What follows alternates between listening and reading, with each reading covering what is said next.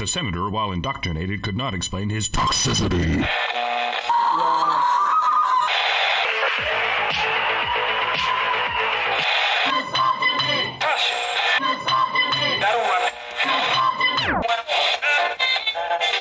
You should not listen to men's rights advocates if you want to know what they have to say.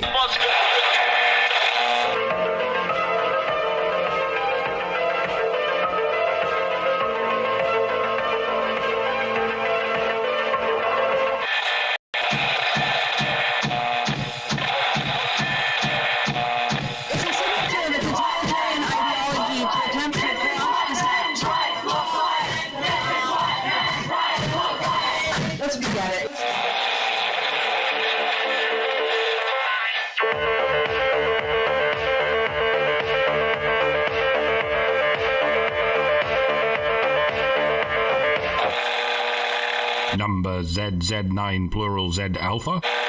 Number ZZ9.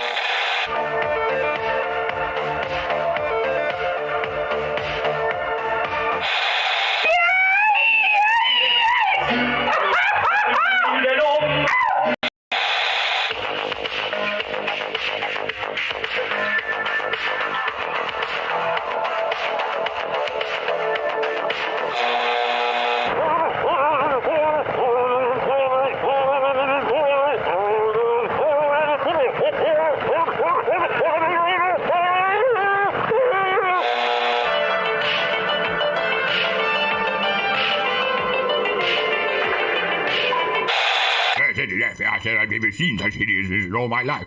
Listen to all this, Yeah, couldn't agree more.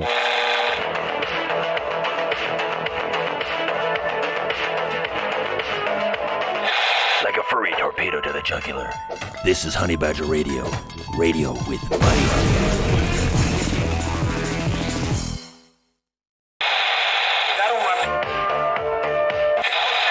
But the senator, while indoctrinated, could not explain his toxicity.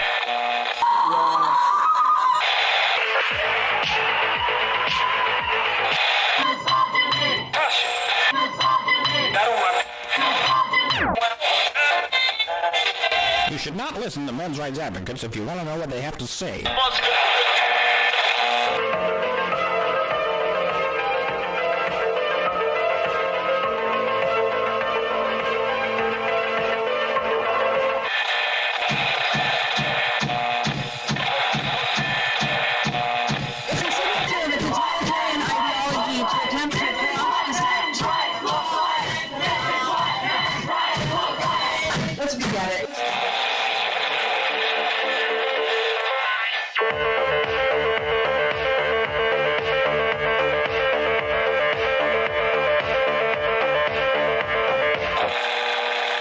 Number ZZ9 plural Z alpha.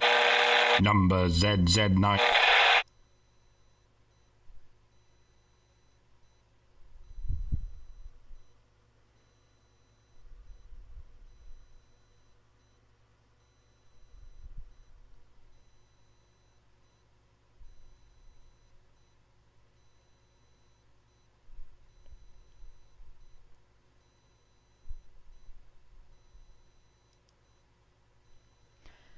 Hello and welcome to Hannah's on the wrong page. Sorry, HBR Talk 325. Women's suffrage battle. Girls versus women. To explain the title, a lot of Zoomers might not know. Back in the 90s, when a lot of Gen Xers were in college or still in high school, there was this thing called Riot Grrls, wherein the media that marketed to teenagers and young adult women pretended that they had just invented radical feminism for the first time, and that they were the first women to complain so piteously about such profound issues as people not letting you have a band, and other dumb shit that wasn't real complaints, because there were already plenty of female bands. So that's where the Grrls come from. The Riot Grrls had more R's than I put in the title, but I just didn't want a super long title. And I know it seems like obviously, a black thing. I think it's been culturally appropriated by maybe, black girls, and now "girl" is considered something that black people say to each other. But it's just an American thing. yeah. That's how you spell "girl" in American, with all the R's and none of the I's. I just remember the advent of Riot Grrls was one of my first big clues that media periodicals, at least for women, were crap. Because they were marketing bullshit ideas to us, things that were obviously not true, and you could see around you that the things that they were proposing were not true. And so I look at this. I look at the suffragists and suffragettes versus the anti-suffragettes, and I see three types of gynocentrists in these posts. So that's why I put up this title. And what we're gonna read tonight, I'm gonna sort of do a little recap just because we've been out for a couple of weeks because of me. I had to be healthy as a horse again, so there you go. Everybody that knows knows. I need to get me some of that horse medication. You're in the States. You can. I am no longer in the States. Oh, I am back shit. I am back in this hellhole in which I was born. Well, then you can't. But yeah, I was gonna say if you were in the States, you could. But interestingly, it is Russell Brand that's marketing it. So Yes, there's saw a that. kit you can get, and it can make you healthy as a horse, and then it also can invite your friend Tammy over. Um, so yeah, I mean, it has a couple of different things that address a few different illnesses. I have never actually had to get intimate with my friend Tammy. I handle influenza quite well, actually, compared to respiratory illnesses, which kick my ass up the street and then back down for some odd reason. Might have to do with the asthma.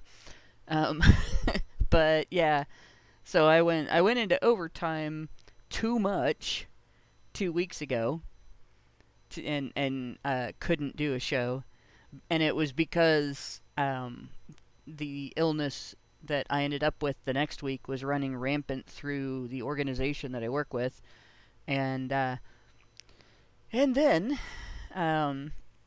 after all my coworkers came back to work, I got sick. So it all worked out. We recovered.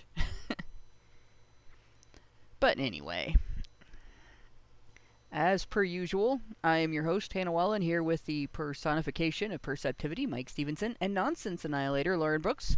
And tonight, we're going to continue to talk about feminism's paradoxical claims about girl power. And before we get into that, we gotta do what we gotta do. As always, Honey Badger Radio dishes out a smorgasbord of thought-provoking discussions, and as experiences both recent and long past have demonstrated, the provoked thoughts are fighting back. They've made it clear that for people like us relying on third-party payment platforms like Patreon to fund our work is treading on thin ice, or building our house in the path of a rapidly growing wildfire. In light of this, we strongly encourage our supporters to switch at least their support for us to feedthebadger.com, the most stable way to help us out. And if you want to tip us directly instead of relying on any social media platform's tip jar, the link for that is feedthebadger.com/justthetip. And as always, the same risk applies to our social media platforms, which is why you should further provoke the thought police by tracking our thought-provoking discussions on honeybadgerbrigade.com, where you can find your way to all of our content, as well as a link to feedthebadger.com in the drop-down menu at the top of the page. So, to sort of recap what we've been on the last couple weeks, like we've talked about how the anti-suffragette movement was actually bigger than the suffragette movement. For most of the time, the suffragettes were doing their thing. And the reasons that they had given, among other things, were the fact that as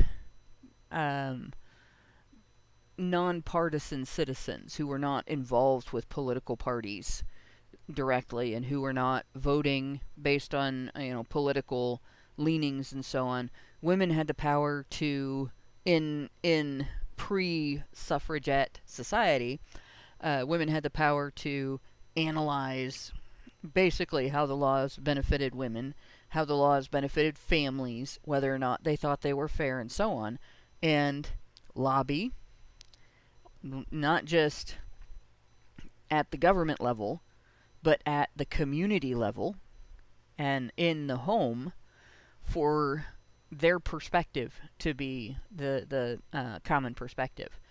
And I'm going to scroll up here a little bit because there was a thing, and I think I highlighted it. I don't know if it's still highlighted or not. No. So we talked a little bit last week about Harriet Beecher Stowe's sister Catherine, who was an early anti-suffragette, who talked about, she was a very dedicated anti, in fact, but she talked about that specific method.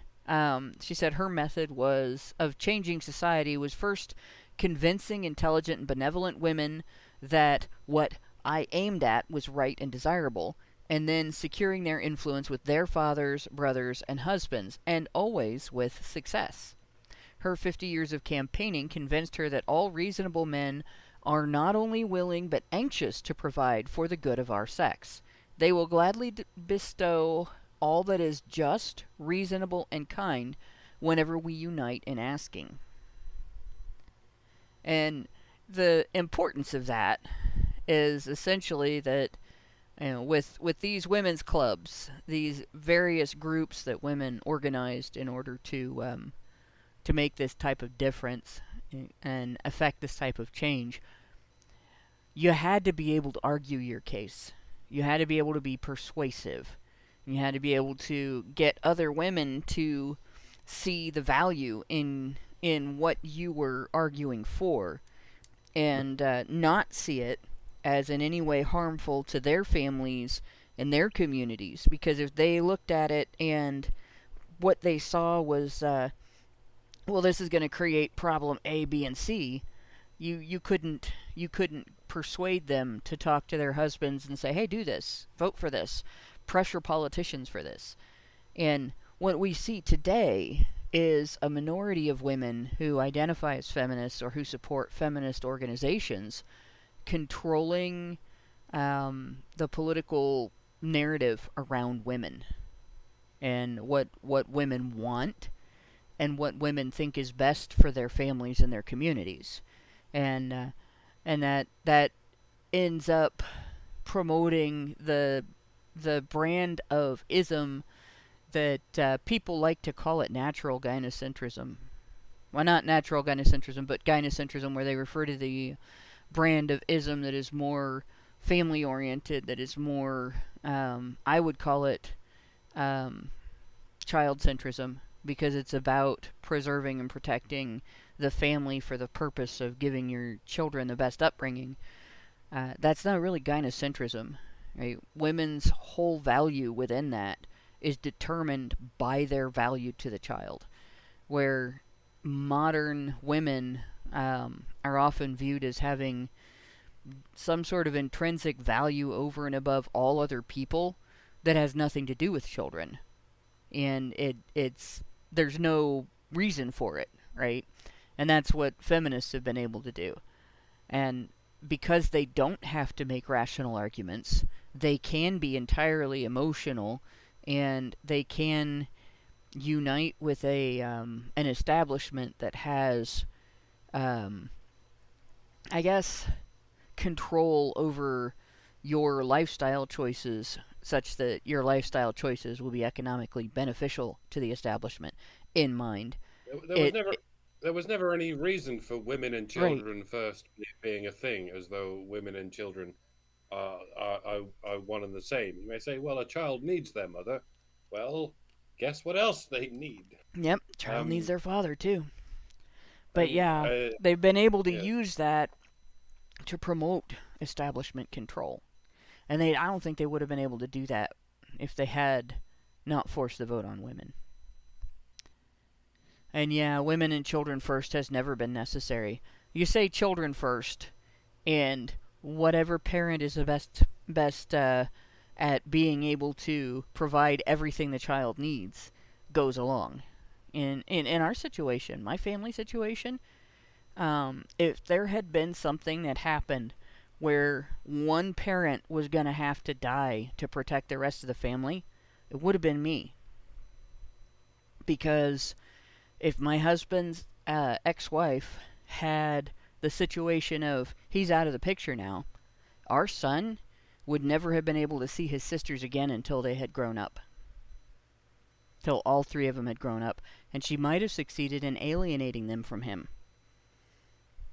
So the kids needed my husband to be there in order for them to remain united as a family. And I actually had nightmares about that circumstance coming up, and in the nightmares faced that decision and came to that conclusion, and then had that discussion with my husband. If anything ever happens, it's going to have to be me. And, like, he didn't like that very much, but it was one of those things you have to know ahead of time, if something comes up. Obviously, if the circumstances allow a choice, because sometimes they don't. But and if we're going to be as ergonomic, if we're going to be as ergonomic as possible, then you can't put a child in the lifeboat without one or more of its parents, because they'll just get sent to an orphanage and get abused and buggered for the rest of their lives, and that won't do anyone.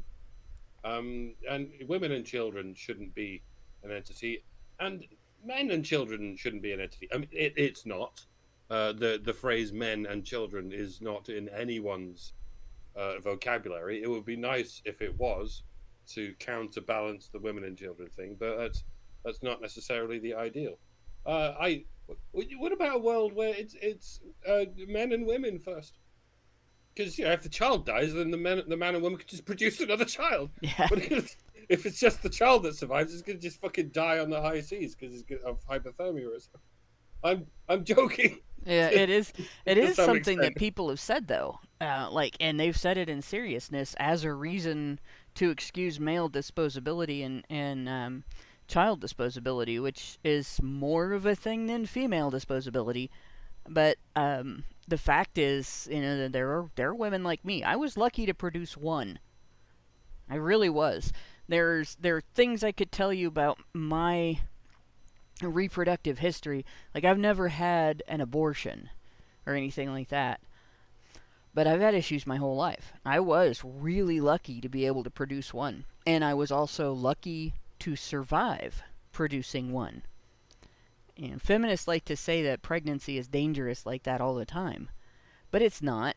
You have to have weird health conditions for it to be that dangerous. And most of the time when it's that dangerous, it's because the woman is overweight or does not eat a proper diet when she's pregnant. But in my case, it's genetic. And so yeah, there are circumstances where that's not a possibility. But people don't think about that when they say that. And like I said, it might be a joke when Mike says it, but it's serious when people who promote the idea of natural gynocentrism say it, and it's really not a valid argument. But in any case, we're into the weeds already. The point that I wanted to make with the recap is that we had gone through that discussion of how women have always been able to use a type of collective bargaining with the community as a means of influencing the community. And when women were not involved in party politics, their collective bargaining was more rational, at least in terms of what actually benefits women and families. And they were still gynocentric, but they were gynocentric in ways that were closer to that child-centric or pro-natalist attitude, as opposed to women first because women. So I think, stopped probably around... I remember we looked at this picture. So I think we stopped probably around one of these two paragraphs, and I'm pretty sure it was right after the description of Figure 7. So in the era of Tammany Hall, men's political activity involved deal-making, patronage, personal attacks, bribery, and corruption. And remember, at the time that this was happening, I think that ballots were still not secret. I think they were still voting publicly by holding up colored pieces of paper and stuff like that. So it wasn't just you have an opinion and then you vote to support that opinion. It was you have an opinion and you vote publicly to let the public know that you just used your vote to promote the candidate that's going to make that opinion a reality. And if other people disagree with you, they know you did that. So there you go. So when women asked for that, they were asking for their men to step up in public and vote in public for what they wanted. And lawmakers, the same thing. People paid attention to what their lawmakers were doing. Like right now, Congress votes on stuff every day. And I'll bet most people, without looking online, couldn't tell me one single thing that Congress voted on recently. Even most Americans couldn't tell me one single thing that Congress voted on recently. I mean, so more money to Ukraine? Surely that's happened a bunch of times. Yeah. Oh yeah, they're voting all kinds of shit with regard to Ukraine.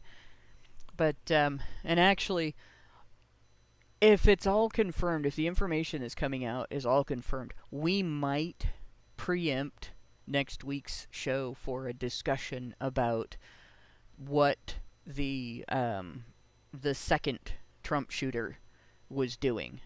Because the more I think about it, the more I realize that's a men's issue. It's not necessarily an American men's issue, because he wasn't doing it in America, but it is definitely a men's issue. And it does involve the American establishment, or at least it looks like it does. I want to see more information and evidence come out before I say anything else about that. Reminder, we call him the second Trump shooter, but he's 2 plus X. Yeah, the second known Trump shooter. But, yeah. So, Clubwomen and other women activists, as the aunties pointed out, were in a separate class. Because these respectable white women, did read this before, were working for the good of the community, their motives were never questioned. It was widely accepted that respectable married women occupied the moral high ground, while politicians occupied the moral low ground. And I will remind you that politicians were supposed to be respectable white men. So they were still, even back then, like this idea that being old white males put men in a position of greater power, that kills it right there. If married women occupied a higher moral ground than politicians did, that gave women more power than politicians. And of course, the racism of the day comes out in this as well, because both sides kind of ignored the issues faced by black women. And it goes on, although lobbying by, well, I shouldn't say both sides, because there was Harriet Beecher Stowe in her book. So there had to be some sentiment there among the anti-suffragettes as well. While the suffragettes were quite busy throwing black women under the bus. At least the white suffragettes were. Although lobbying by 1,700,000 organized clubswomen resulted in the passage of many new laws, there is a widespread misconception that women were powerless to influence lawmakers before they could vote. Anti-suffrage women never accepted this view, and as proof, they repeatedly argued that laws favoring women, such as those prohibiting night work and long hours for women women factory workers, were better in non-suffrage states than in suffrage states. So they can't even argue that without suffrage, without voting rights, gynocentrism was compromised, right? The laws they're talking about only applied to women. Laws to protect, not laws to protect workers, right? Not laws prohibiting night work for workers, not laws prohibiting long hours for workers. Just women. Just women who worked. I think the craziest thing is that if you ask the average feminist today, like when they think women couldn't work, I bet you they would say something around this era, probably like, later. They have no clue that women were actually working during these times. They could have jobs before they could vote. They don't understand the timeline, and it's just crazy to me. Oh, yeah. That's only based on the assumption that work means working for someone else. Yeah, right. That's right. true too.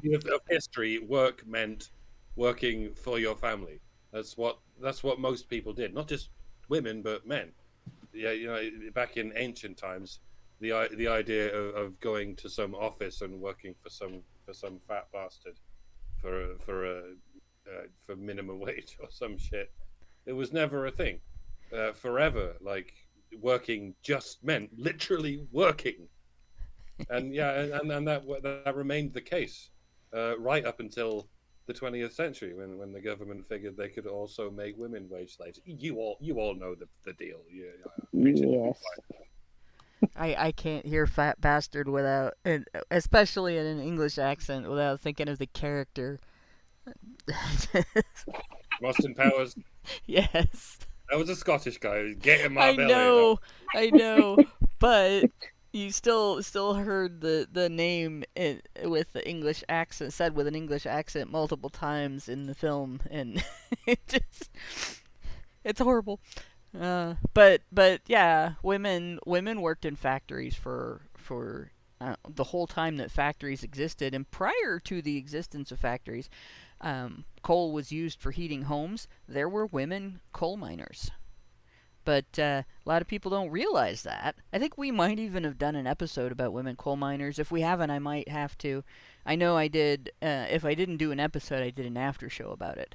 But I have talked to a lot of feminists that think that before before World War II, women couldn't work. Before Rosie the Riveter, women couldn't work. And it's bullshit. Women always worked. Women were not exempt from conditions of poverty and conditions of need, and their labor being part of their family economy, ever. Maybe wealthy women, upper class women, their work was not as hard or as necessary, but women who were in the majority, they had to work. And I had two great aunts who worked in textile mills when they were young. That was like one of the most dangerous places to work. And laundries were another one.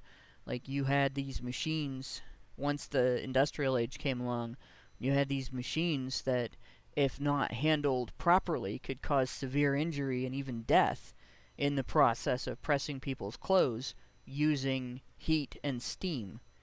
And there's a great Stephen King story about one of those called The Mangler. Really not a good not a good thing to read if you know your family members worked with that stuff. But yeah. Well, I know Stephen King, so yeah. I can only imagine how horrible it was. Yep, it's a short story, but it's a great story. I mean, I Did don't it like the involve guy's any politics. child rape by any chance? Huh? Did it involve any child rape? If No, not, no, it must be one of his better stories. Yeah, yeah, he had a couple of stories that did. Yeah. And actually, one of them that involved child rape by another child. I mean, I know the guy was on a great deal of coke, but there's no amount of coke that's any excuse. He's a horror writer. Sitting down and thinking, how do I? Even if you're a horror writer, Yeah. that's beyond horror. It That's is, like, but it's something that people, I don't know, people recognize that as horror. And there's monsters in the world, and then there's monsters. I mean, how do And you to bring be yourself able to to- write that? How do you bring yourself to a typewriter? How do your hands do that? And at no point you go, maybe Yeah, what it's I'm tough. doing, maybe what I'm doing is wrong. Yeah, it's a tough thing. But if you look at it, and like I said, I don't like his politics. But if you look at what he actually wrote, probably the only thing that normalized any type of sexuality among children was the scene in It, where all the kids had this ridiculous, no reason orgy. Never understood why that was in the book. But the rest of what I've read from his stuff, and I've actually read a lot of Stephen King up until probably when I moved to Dayton and stopped having time to sit and just read fiction. But it's presented as horror. It's presented as this should never happen type of stuff, where the situation is horrifying for the person experiencing it. And in It, is the scene where the child rapes the other child, and immediately afterward he gets killed by something that is similar to, like, if you play D&D, similar to a scourge. It's like a giant mosquito thing that he gets attacked by a whole bunch of them. And so it's one of those, I kind of think that he put that in there so that it wouldn't be, you're supposed to not sympathize with that character. Well, how do you make a child into a monster? You make him a murderer, or you make him do some other horrific, horrible thing. And I think that's probably what he was trying to do. But I mean, Stephen King's not the only author that did that. If you think that Stephen King is bad, you should read some Piers Anthony. Firefly. Somebody recommended me that book because they thought I would like it. There are things in that book that I will say I absolutely had difficulty digesting. And I don't think that book should actually exist. There aren't very many books I would say that about. I haven't even said that about It. I think glad I that don't scene, read, man. Yeah, I think that scene in It was unnecessary. But the rest of the book was kind of an interesting treatise on good versus evil. Like, whenever you watch a film that's based on a book, which most films are, Yeah. a load of the nerds go, "Oh, it's not like it is in the book." Good! I'm glad it's not like it is in the book. Books are the most degenerate form of entertainment that has ever existed. Depends on the book. And it goes right back to the ancient books on which a bunch of religions are based on. A lot of them have, stories of adults raping other adults and adults raping children. But even they don't have stories of children raping children. I mean, even the Quran's not as bad as Stephen King or whatever you're talking about now. Yeah, but as far as books being degenerated, it does kind of depend on the book. You can say there's a lot of modern writers that you can absolutely say that about. Maybe some older writers, but I will defend Tolkien. No, you can't say that about him. Very descriptive, but not. And some people might find him overly descriptive, but everything, all that description, played out beautifully in the movies. And the only thing that I would say about that is there are aspects of the book that you couldn't have put into movies for a modern audience, like Tom Bombadil. Everybody would have been sitting in the theater going, "Gay!" But it was great. And it doesn't have to be exactly the same because you're looking at it from a visual media perspective as opposed to a print media perspective. And there's a lot of, they say a picture paints 1,000 words, but a picture may only paint 1,000 words when the story was 10,000 words long, and not all of them are necessary if you're looking at the picture. So a lot of them are things that are implied, even if they're not painted by the picture. So, that said, back to the Mangler and women working. This issue, like I said, is something that I've discussed with feminists on a regular because of the wage gap myth and the divorce rape discussion where men are taken for everything they have because women play victim of their own choices. Oh yes, I cheated on him and I'm leaving him and I'm taking the children, but I just can't handle myself financially and it's his fault because he didn't make me pay my half of the living expenses, so I didn't have to have a job and now I don't know how to have one, so he's got to pay me for the rest of his life. No, bullshit. Women have worked throughout history.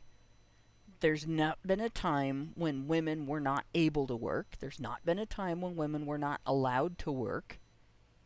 And there's no excuse for women today to not know how to work. So there you go. From 1908 to 1910, 54 laws to protect just women workers. Not workers, but just women workers were enacted in non-suffrage states. Versus only one law in suffrage states, according to Minnie Bronson.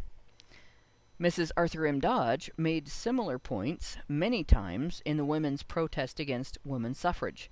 She argued that women could get the best results from lawmakers by working with them for the common good, not by dividing among party lines. Even without voting, so women back in the day, before the suffragettes, were quite aware of the uniparty. That's my supposition here.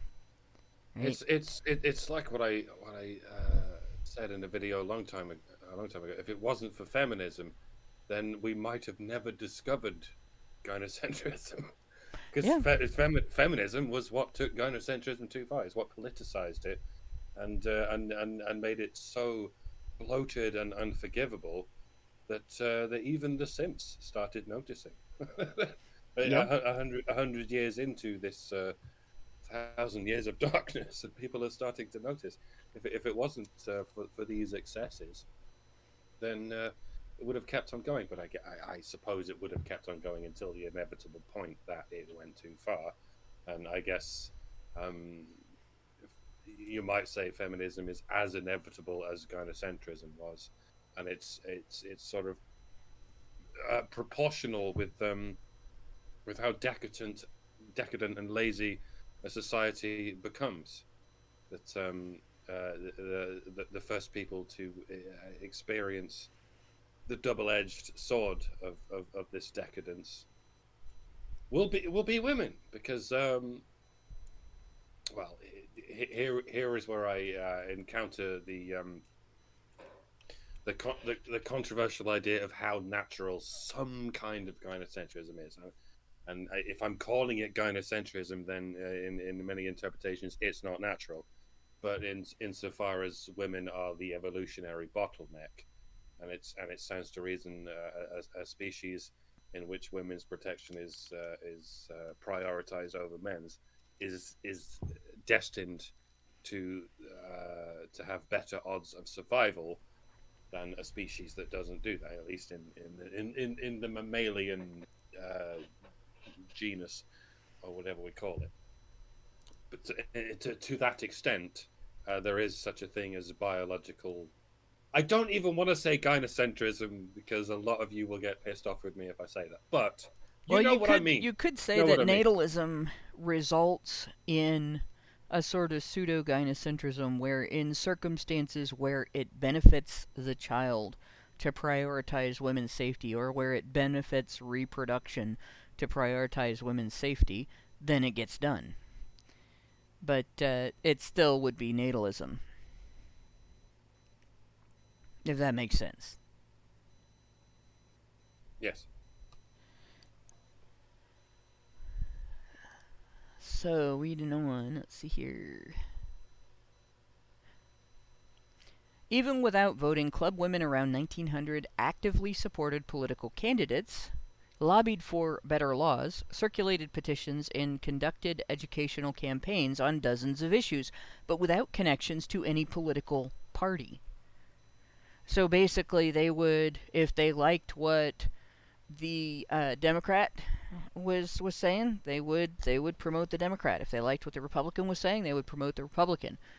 And the thing that people don't realize is there have been progressives and individualists, because progressives are social and economic collectivists, and individualists are not. But there have been progressives and individualists in both parties since before the 20th century.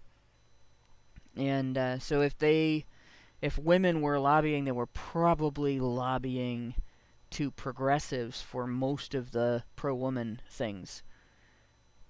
And they wouldn't have been lobbying so much to individualists or libertarian-type people simply because we're talking greater and greater restriction here on relationships between the individual and the employer, relationships between the individual and the bank, family relationships, community relationships, and things like that. But people understood the distinction between women having influence over lawmakers, as club women did, and entering the male world of partisan politics, as suffragists advocated. It is an important point, and not one of the 15 college textbooks makes this distinction. So basically, that's been erased from history. The fact that women had all that power and influence, and the fact that they had to be at least slightly more rational in their exercise of it. They had to at least convince the people that they were trying to persuade, that being not just the politicians but the community, which is important, that what they were asking for was beneficial to not just a few women, but families in general, and the community, the greater community, that it would result in something good without a bunch of drawbacks, right? And today, you don't have that situation. When feminists want something, they don't have to convince the public. They only have to convince legislators. They only have to convince legislators that women are going to vote for this, right? And they don't have to convince men at all. They only have to convince enough women to vote as a big voting bloc that it won't matter if men are not convinced. And they've been able to do that consistently for decades.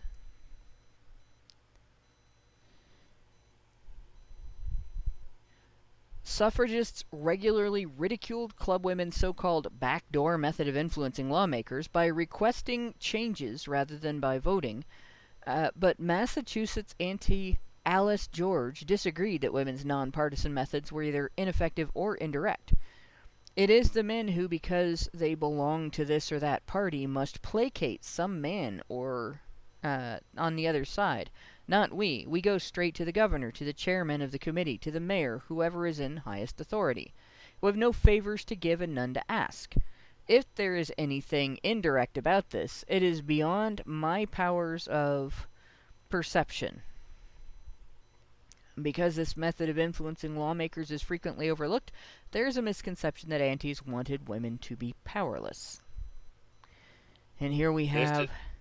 This is where we bring up the horrible specter of democracy and why it's not necessarily the best way to do things. Because democracy gives people the illusion of power, the illusion of control. Like, none of this was an issue before there was such a thing as a government. There was only once people were mostly men, most landowners, and there were all other reasons that mostly men were landowners. But the idea that anyone other than the king could influence the way that society was run. Only put it in motion that the powers that be could simply blame the peasants for everything that went wrong. And this is what's being discussed in this article. The idea that, well, if men can vote, and if there's one more man who can vote than there are women who can vote, then that means that men have tangibly more power than women do.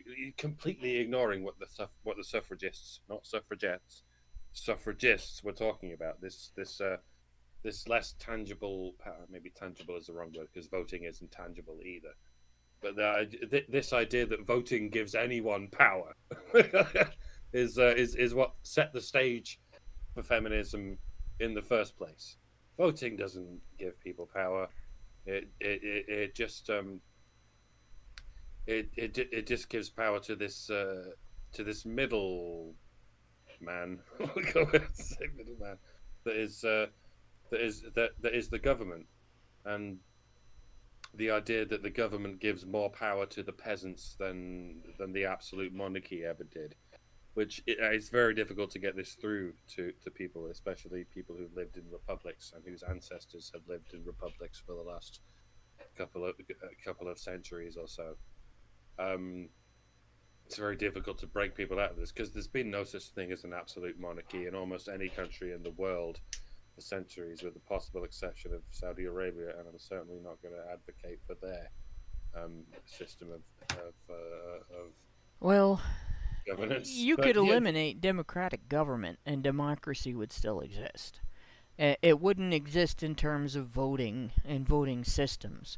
It would exist in terms of when a group of people, like a community, or even just a big family, has to take action as a group, they're going to end up discussing and debating it and then deciding on a unified course of action, or they're going to split up. And those are basically the two options.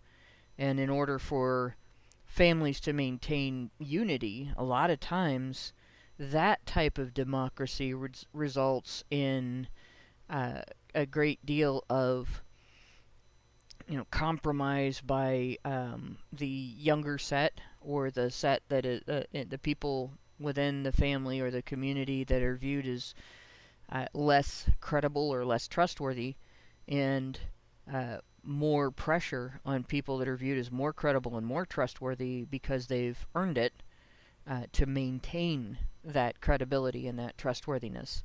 So there's democracy with some accountability to it.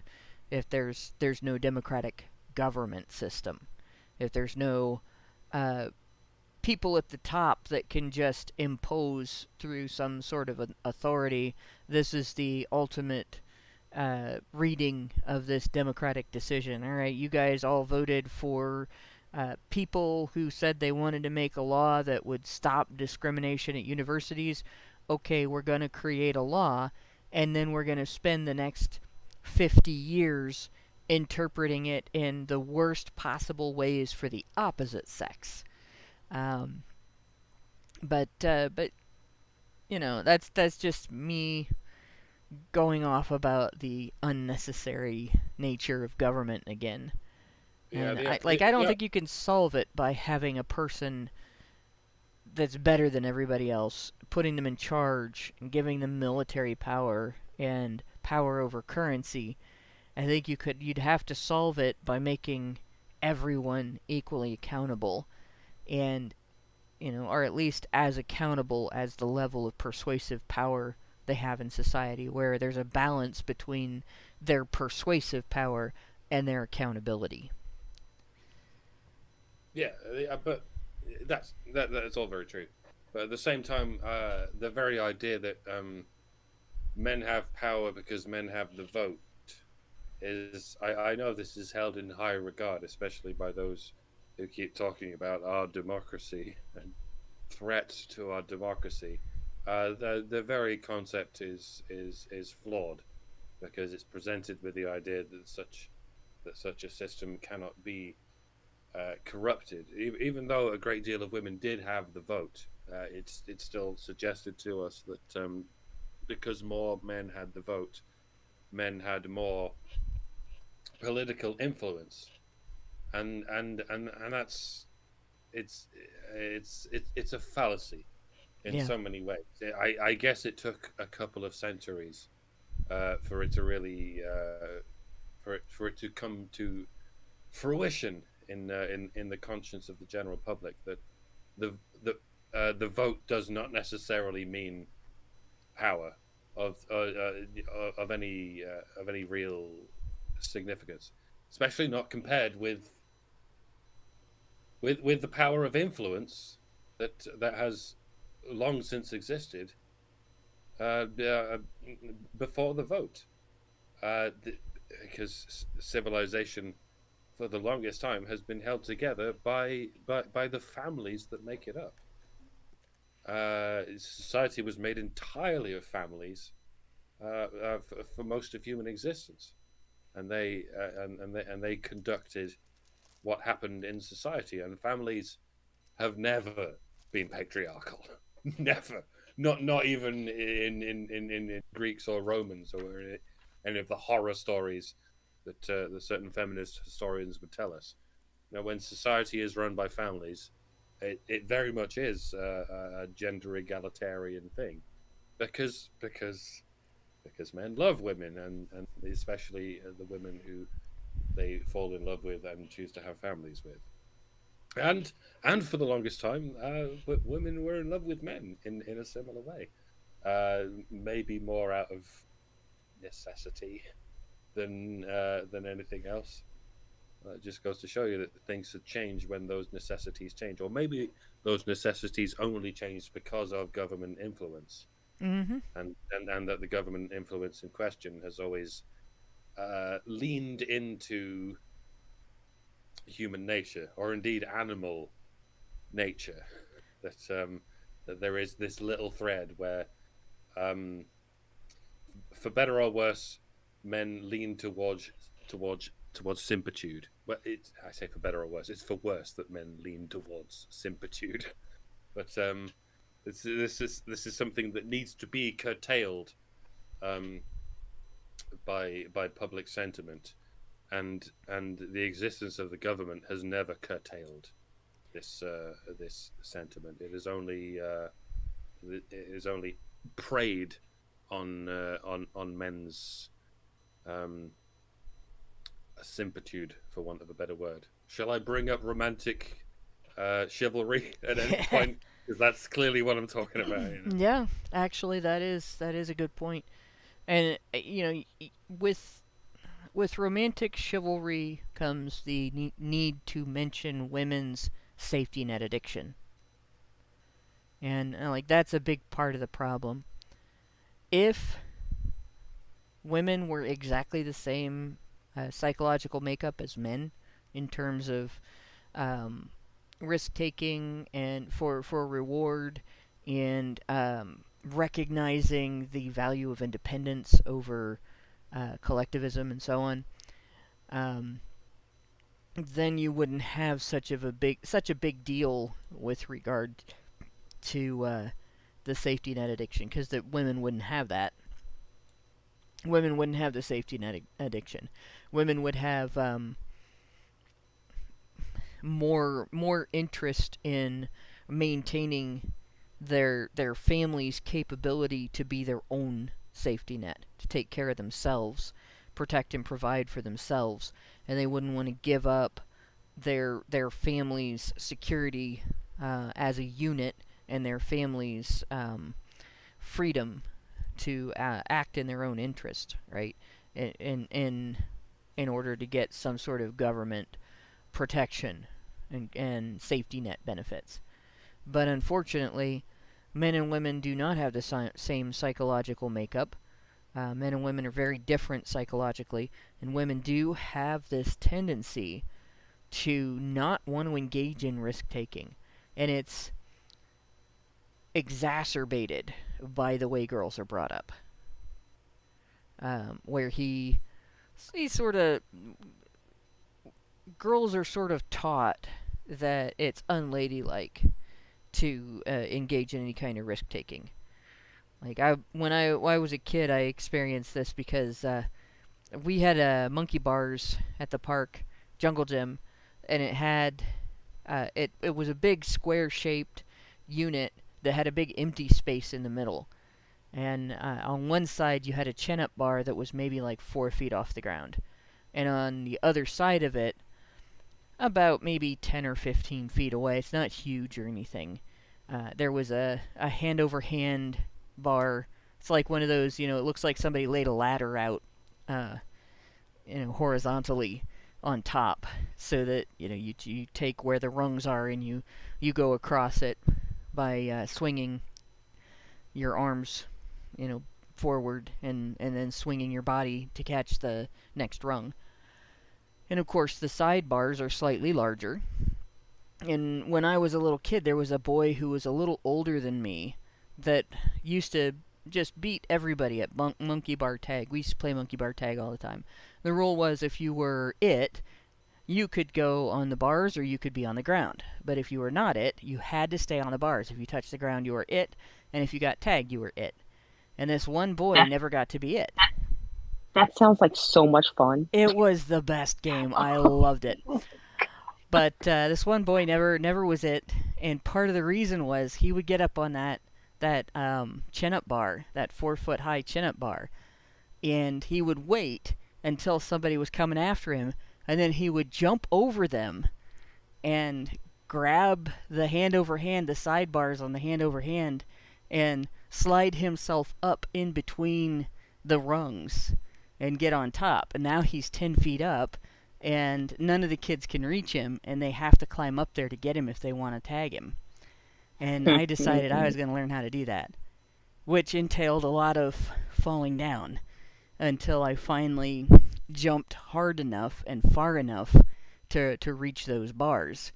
And you can fall down a lot like that. From a height of 4 feet, that's not that bad. Even from a height of 10 feet, it's not really that bad as long as you know how to roll when you fall.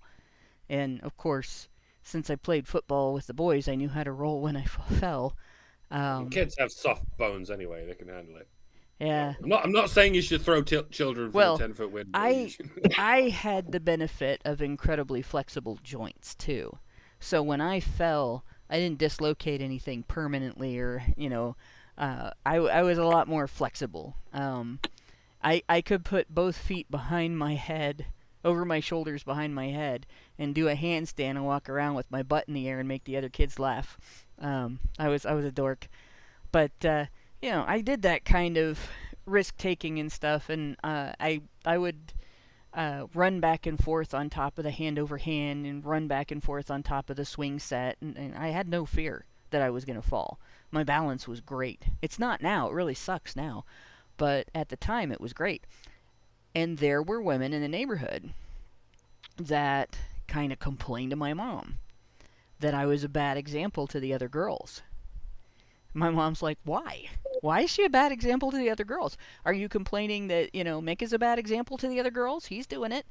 Well, he's not one of the other girls. Boys do stuff like that. And it was never the men. It was always other women. Oh, I don't want my daughter to see her doing that. Okay, well then tell your daughter to stay away from the park. Keep her at home if you're going to shelter her like that. Or tell her that if she can't balance like Hannah, she shouldn't try to do what Hannah does. She should do what she does well instead. That's just the way things are. But yeah, girls are often raised where that kind of risk taking, that kind of like, hey, this is a lot of fun. I'm going to try to do it harder and bigger, farther, riskier.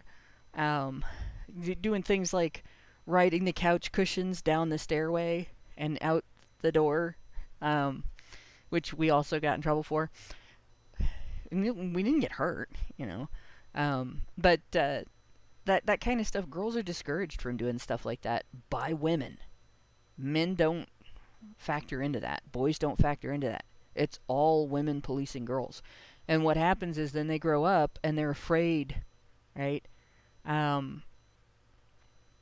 I was raised to understand if I had a job and I felt trapped in it. It was terrible and I couldn't stand it. You were looking for a job when you found that one. So just find another job. Find something that suits you, that you can contribute to and feel like you're actually accomplishing something for yourself and for your employer.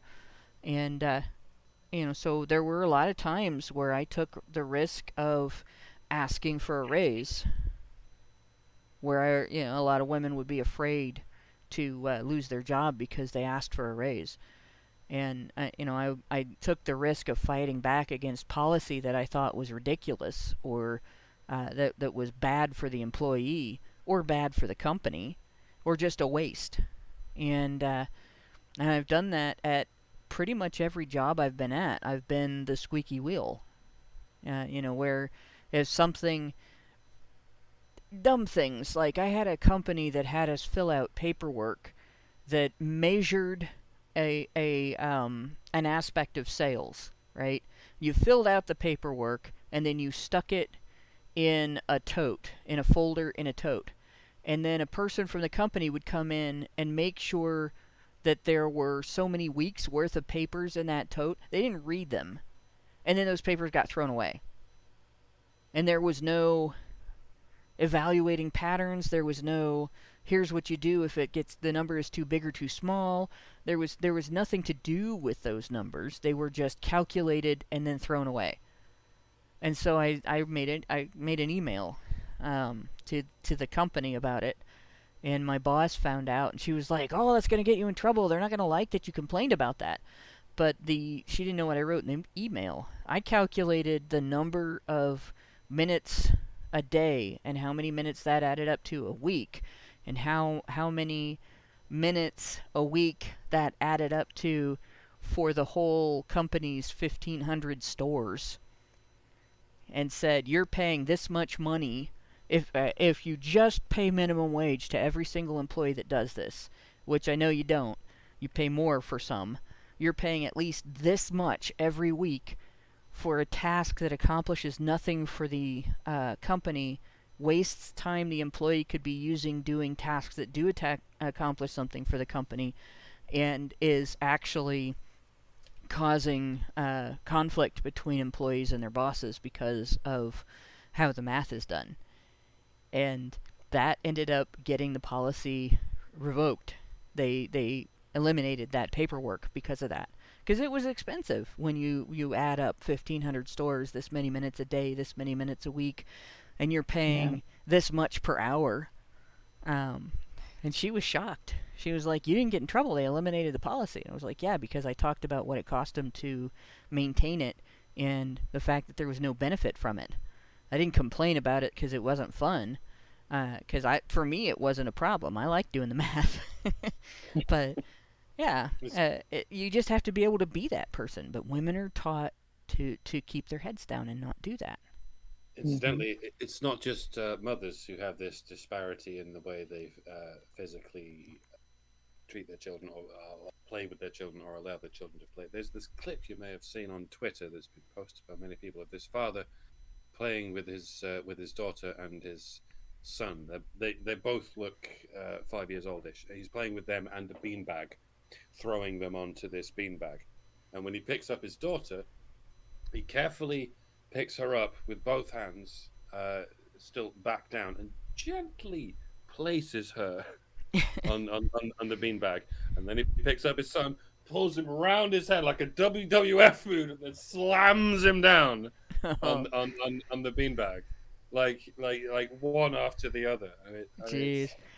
Girls' bones are not that much thinner than boys' bones. At that age, they're identical. They're practically, not just practically. Oh God, I was like 10 or 12 years old before it became painful to play football with the boys. You have to get close to puberty before it changes.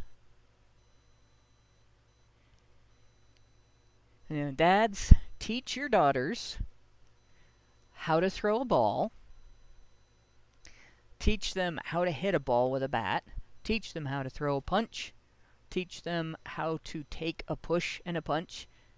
Even if you're not hitting them to do it, throwing them into a beanbag is a good way to do it. teach them how to take a little bit of physical shock. Because if you don't, they're going to grow up to be wimps. Mm-hmm. Just not acceptable, you know. It's dangerous, actually. Like, if you're on the street in a place where you shouldn't be, and, you know, or somebody who is intent on committing a crime is in a place where they're more likely to get caught, and you get mugged, you're better able to defend yourself if you learn that stuff when you're a kid than if you're coddled all the time. You know, don't be more reticent and gentle when your daughter wants to play airplane than when your son wants to play airplane. Right? Make sure your kids learn how to swim, even if they don't like it. You know, make sure they learn how to run, even if they don't like it. Just like I say, make sure they learn how to do their own laundry and cook their own food and clean their own house, even if they don't like it. Because they might grow up to live alone. Don't wait until they're 18 to kick them out of the house.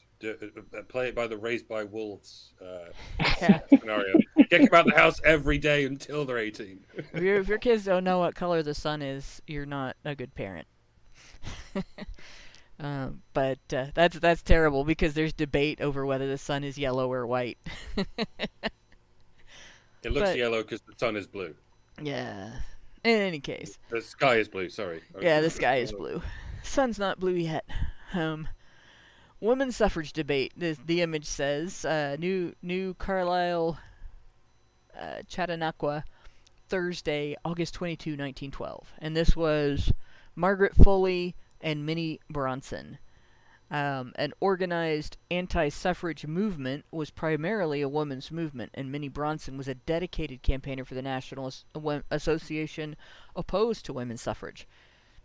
She argued that the vote would not raise women's wages, as suffragists claimed, and that laws favoring women were actually better in non-suffrage states than in states where women voted. Bronson and other antis proposed that women should vote on whether they wanted suffrage, just as, paradoxically, suffragists and suffragettes repeatedly opposed women voting on whether they wanted the vote. 15 of 15 college textbooks overlook the proposed referendums for women only. Debate Handbill, Ohio, 1912. So this was from my state, courtesy of AuthenticHistory.com. This is something that I'm gonna point out too. All right, the Equal Pay Act, I believe 1963. Feminists like to take credit for that, but feminism actually gets zero credit for that.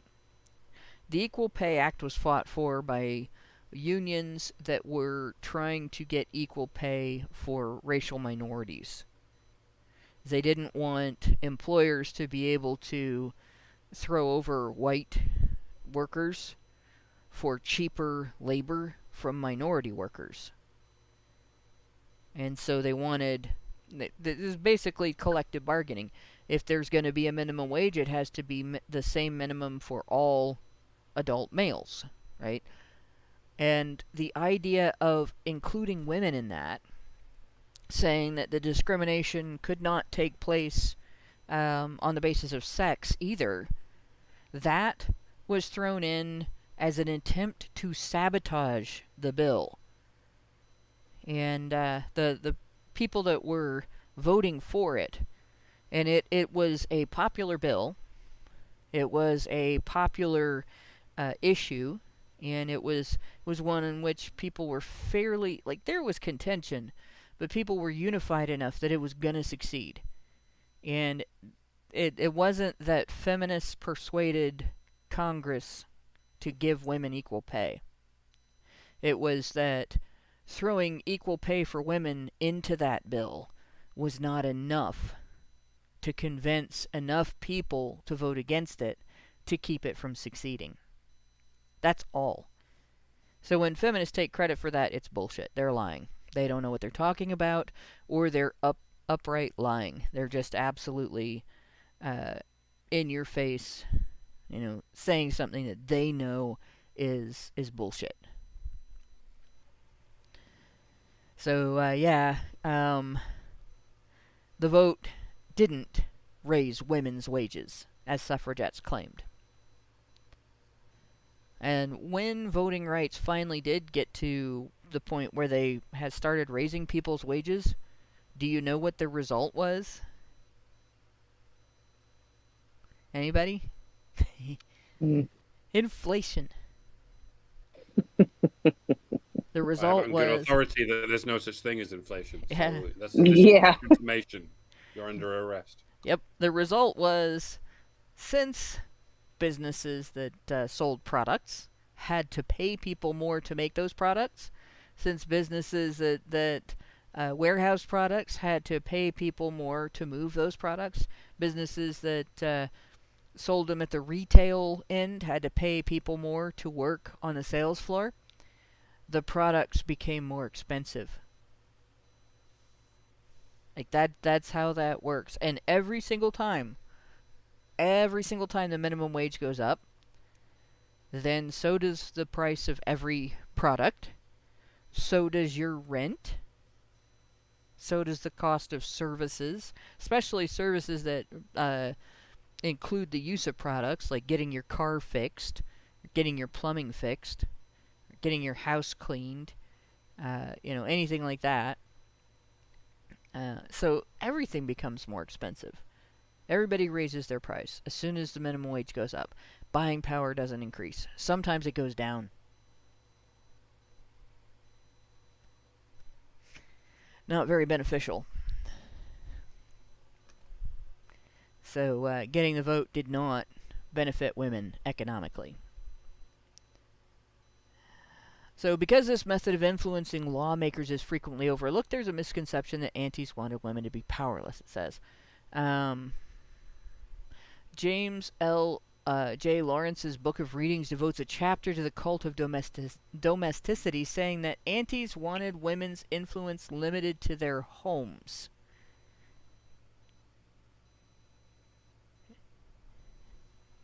You think about that. Like, all of the information out there about antis talking about being able to influence politicians on both sides of the political fence because they weren't allied to one side or the other, being able to influence their communities, being able to influence not just their families, but the families of other women, the families around them, the women around them, the men around them. Why on earth would anybody say that they wanted women's influence to be limited to their own homes, knowing this information? It's the only conclusions I have is that either this writer that said that was stupid, a bad researcher, or dishonest. Like, there's no honest and intelligent way for that to have happened. Although the antis did emphasize the importance of good mothering and raising the next generation to be moral citizens, anti-leaders were strongly in favor of women influencing both lawmakers and society. They were intent on moving the Overton window, in other words. They simply preferred using nonpartisan methods and were reluctant to give up a known form of influence for an unknown one. As Ida Tarbell saw the issue in 1910, it wasn't some quaint notion of separate spheres that kept so many women away from the women's rights movement. It was the fear of losing the valuable influence they already possessed.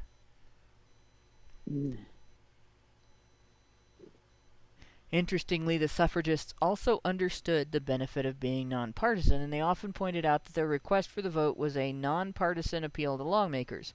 When the more power without the vote argument is overlooked, the antis seem like ultra-conservatives who acted irrationally against their own best interests. This omission creates a false picture. But that's what feminists say today all the time, isn't it? Like, if you talk to women about women's suffrage and for instance, I had a conversation, even men, by the way, have this opinion. I had a conversation not too long ago in which it was brought up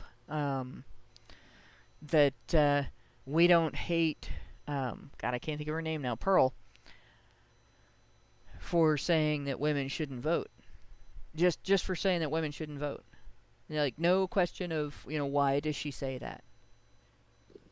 Just, we should hate her for that. And, to be fair, they hate her for everything she says. Yeah. It doesn't matter what she says. They wouldn't even hear the idea that there are rational arguments for why women shouldn't vote.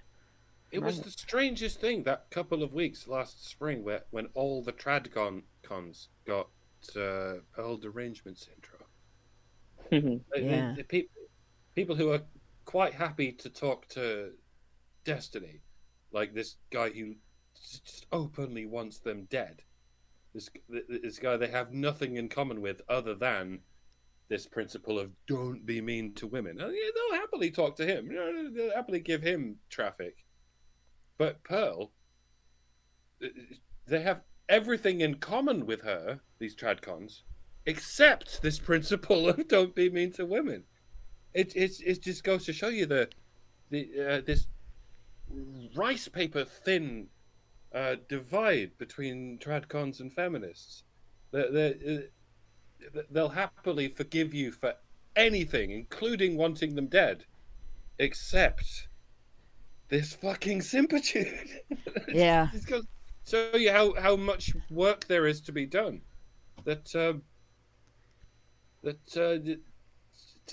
All of this is going to keep happening because even mortal enemies will come together because they're so terrified of being too mean to women. I'm like, gynocentrism is the key.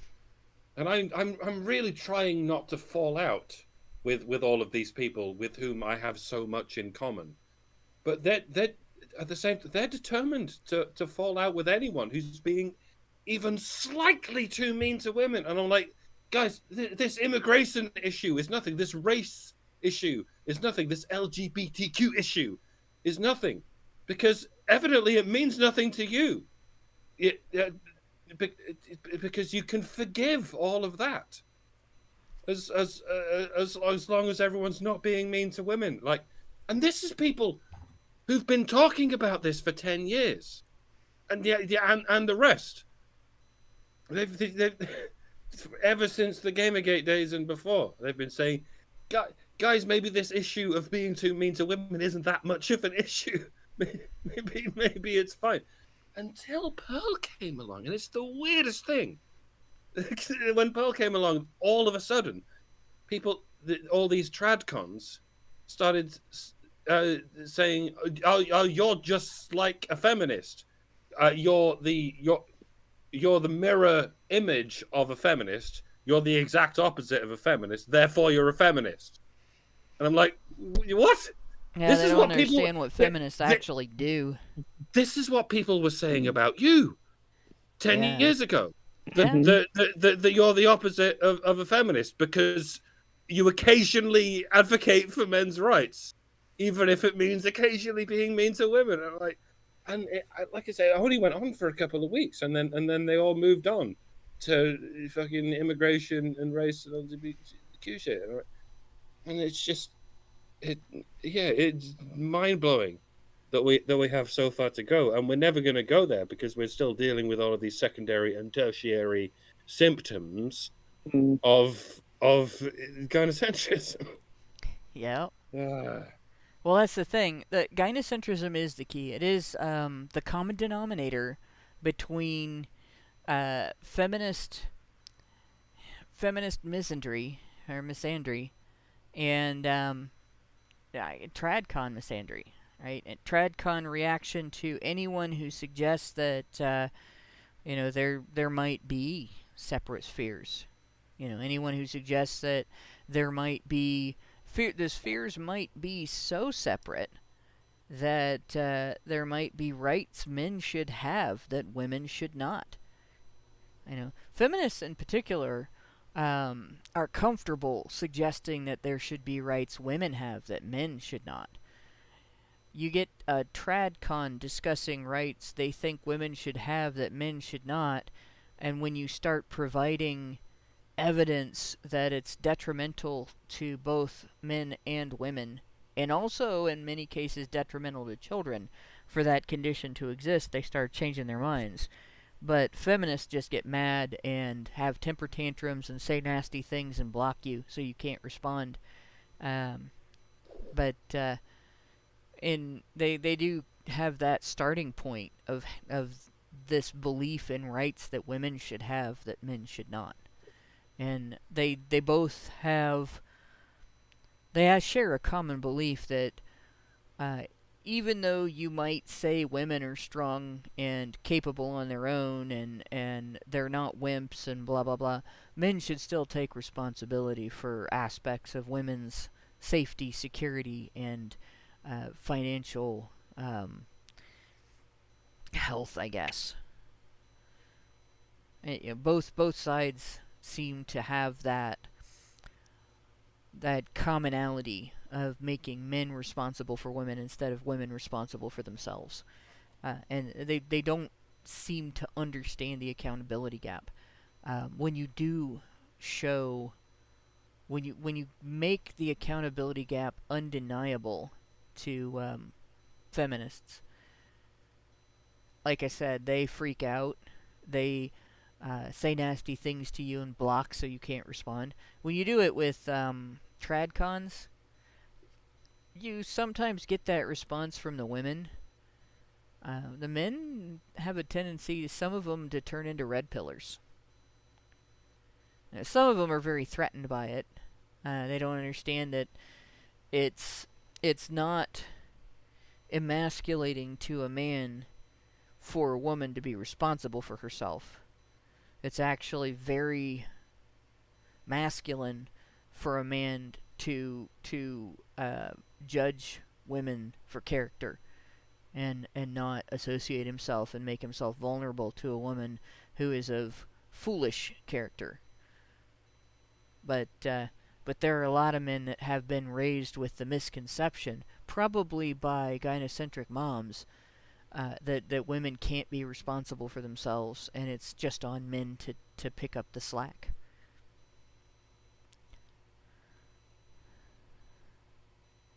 So we were at...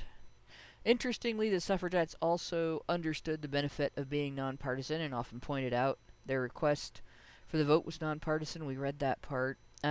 Reasonable people could disagree over whether it was better to influence society with the vote or without it. Annie Wittenmeyer, founding president of the Women's Christian Temperance Union, famous for getting the 18th Amendment, I think it was, passed, that had to be repealed using another amendment later on after it created the mafia, or at least the mafia as we know it today. Because, I mean, it existed prior to that, but it wasn't like it is now. She preferred to use moral persuasion by holding prayer meetings in saloons, for example. Her successor, Frances Willard, preferred using political power, and she persuaded the WCTU to support suffrage in 1881. Wittenmeyer was so strongly opposed to women's suffrage that she actually quit the organization she had founded. Of course, no mention here. I don't see Carrie Nation. Carrie Nation didn't go into saloons and pray. She went in wielding an axe and broke furniture and threatened people with bodily harm. She wasn't like, this cute little dimple-cheeked chibi woman going in, I'm gonna kick your butt, No, she was 6 feet tall, broad shoulders, looked like a rugby player, and went in there wielding a great big axe, like great big hand axe, and literally ripped the place up, just tore the place up. She was a wrecking ball. She came in like a wrecking ball. scared the shit out of people. And at least once, she did that to a sarsaparilla bar. There was no alcohol in the root beer, but it said beer in the name. So she went in and wrecked the place, along with her friends. Because, the women that decided that alcohol was the source of all their marital woes were the smartest of the bunch.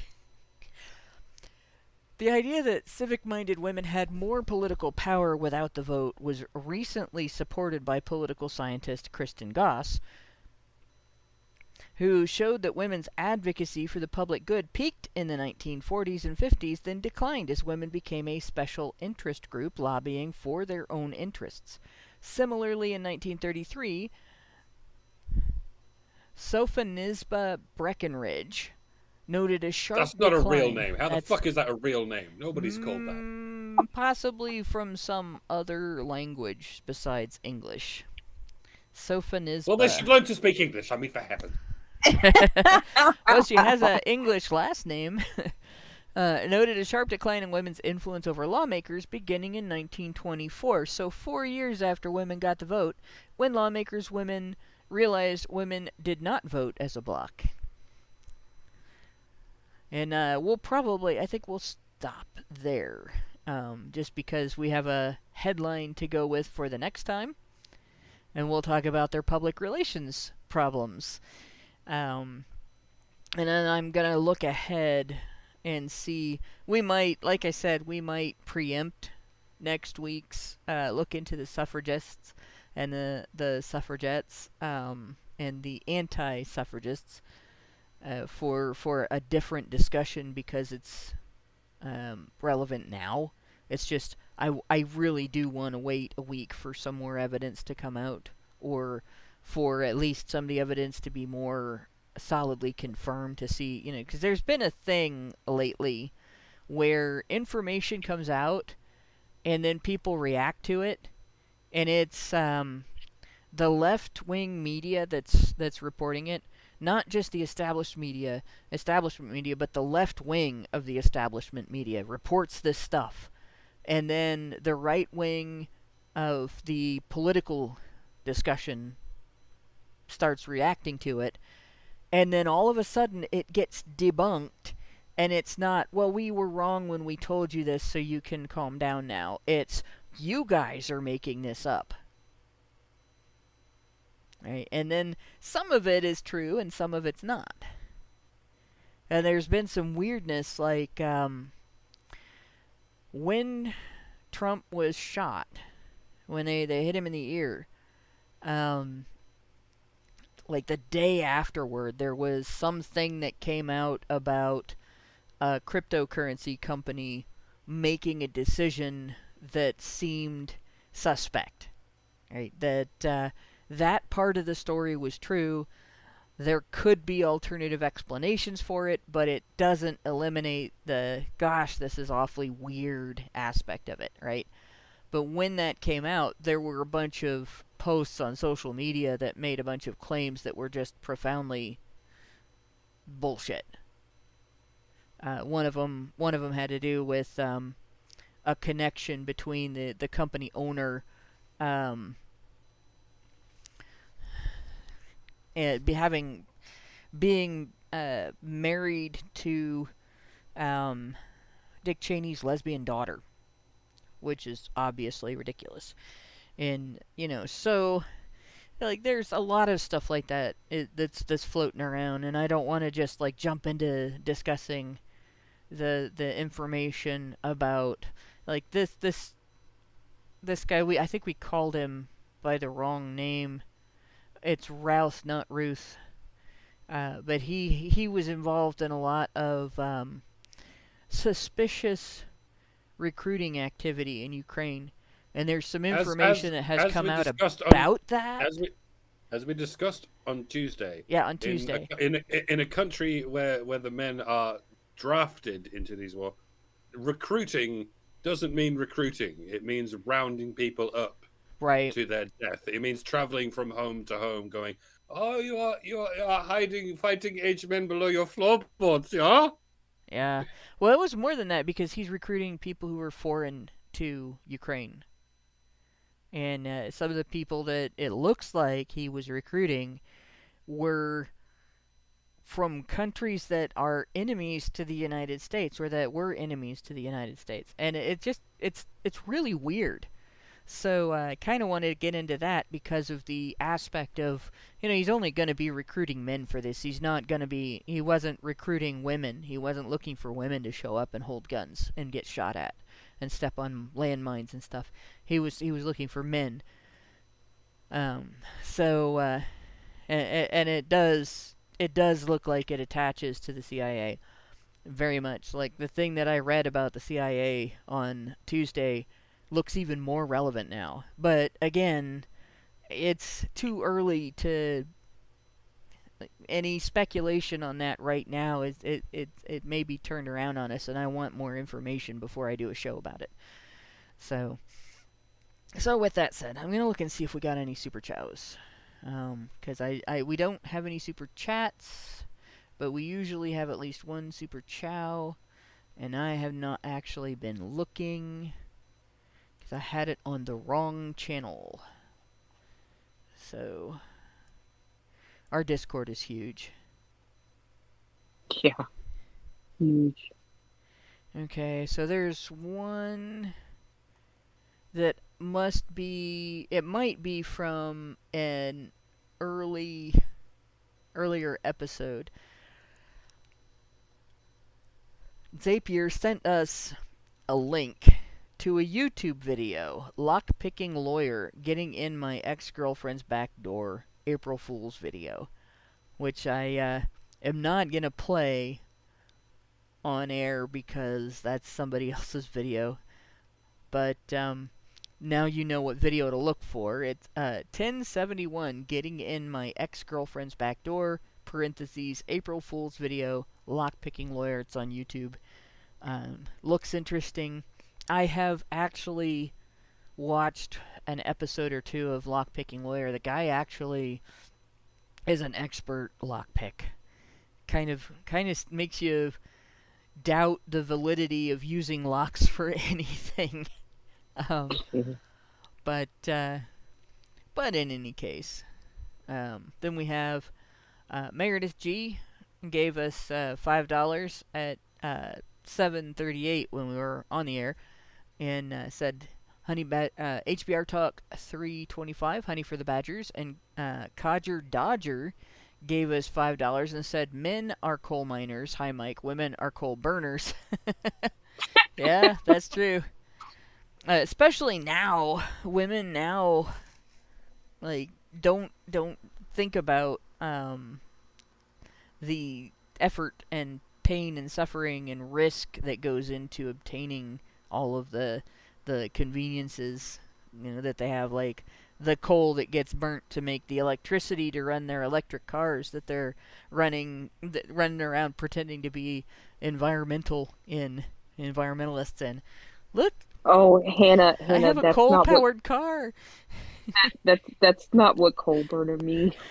Clean energy. I know, but women are terrible sometimes about stuff like that, and I had to bring it up. What does coal burner mean? I don't understand. Can you explain it on YouTube? I don't know if I can explain it on YouTube, dude. Oh man. Well, now I'm even more intrigued. I need to think about this. It's yeah, I don't know if we can do it. It's that bad, is it? Shit. It's YouTube. It's not that bad. It's YouTube. You know what I mean? I best get an explanation for this as soon as we're off air, because I absolutely incredibly intrigued. Yes. Is it a racial thing? Is that why we're not? Yes. Okay, I'm slightly closer to understanding. All right.